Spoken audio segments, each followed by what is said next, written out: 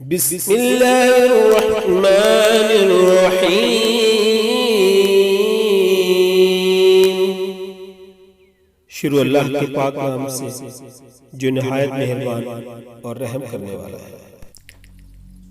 کبھی کبھی کسی چیز کی قدر اور احساس کے لیے ضروری ہے کہ کچھ وقت اس کے بغیر رہا جائے۔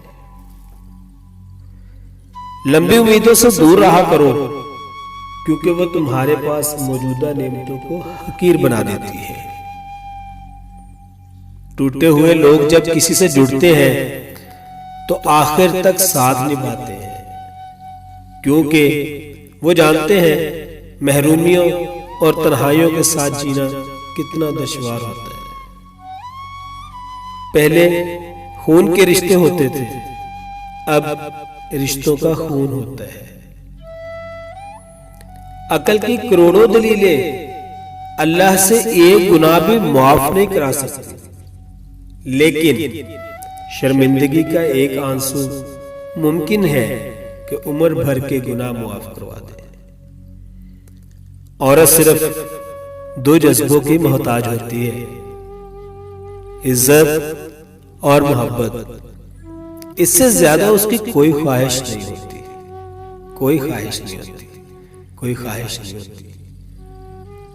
وہ بیٹی کا باپ بنا تو سمجھا کہ خوف اور خوشی کی ملی جلی کیفیت کیا ہوتی ہے۔ خوشی اس بات کی اسے اللہ نے اپنی رحمت سے نوازا تھا، خوف اس بات کا کہ نہ جانے اس کا نصیب کیسا ہوگا۔ جو کچھ ملا بہترین ملا، اور جو نہ مل سکا اس میں بہتری تھی۔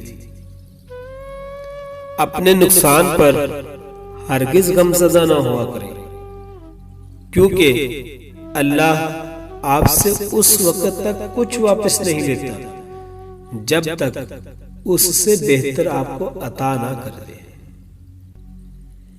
کتنا خوبصورت احساس ہے کہ جب اللہ سے اپنے دل کی بات کہتے ہیں، وہ پہلے سے باخبر ہوتا ہے، مگر پھر بھی ہمیں سننا چاہتا ہے۔ حضرت علی رضی اللہ تعالیٰ عنہ نے فرمایا، اپنی زبان کو نرم گفتگو اور سلام کا عادی بناؤ، اس سے تمہارے دوست زیادہ اور دشمن کم ہوں گے۔